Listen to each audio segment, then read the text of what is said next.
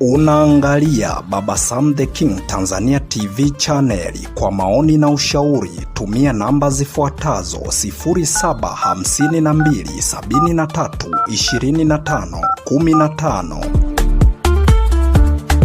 Baba Sam the King.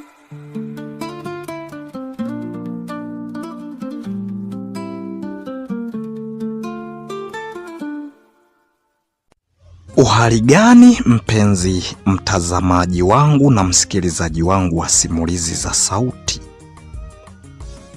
Karibu tena katika simulizi zetu za sauti ambazo umezoea kuzipata hapa. Na hii simulizi sio simulizi nyingine, ni ile ile simulizi yako pendwa ambayo inaitwa Sina Makosa sehemu ya 4. Sina Makosa ni simulizi ambayo inamwangazia kijana wa kuitwa Kituro na rafiki yake Zegadi ambao walisoma katika shule ya msingi moja, na hatimaye mbeleni wakatengeneza udugu.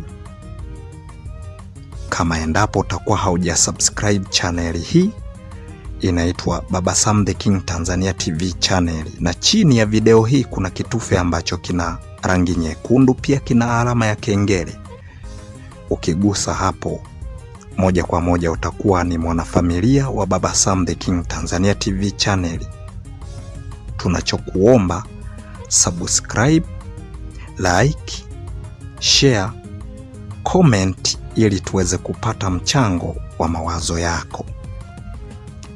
Sasa karibu sehemu yetu ya 4 ya simulizi hii, tuendelee kuangazia hawa vijana, tuone ni kitu gani ambacho kiliendelea kwao. Baada ya kushangaa kwa muda mrefu, hapo ndipo ambapo Regina alizungumza tena huku akisema,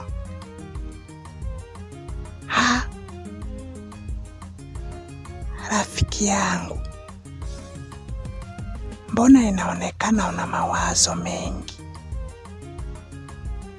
Ni kwa sababu gani? Kisa huyo mvulana? Achana naye, kwani si utakuja kupata mwingine?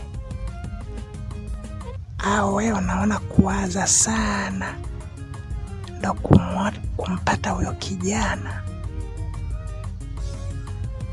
Baada ya kuzungumza maneno kama hayo,